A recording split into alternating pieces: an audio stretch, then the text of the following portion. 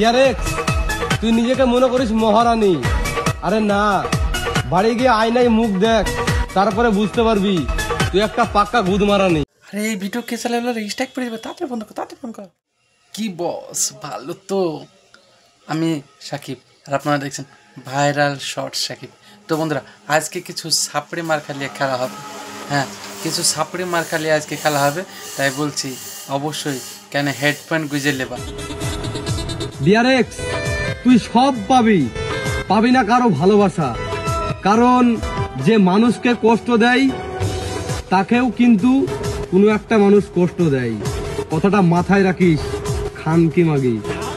শোনা গো আমার, বেচারা কত দুঃখ, নিঘাত তার গার্লফ্রেন্ড ছেড়ে চলে গেছে, নাহলে এইরকম তো গালের ভিডিও এইবারটা করতে পারে না।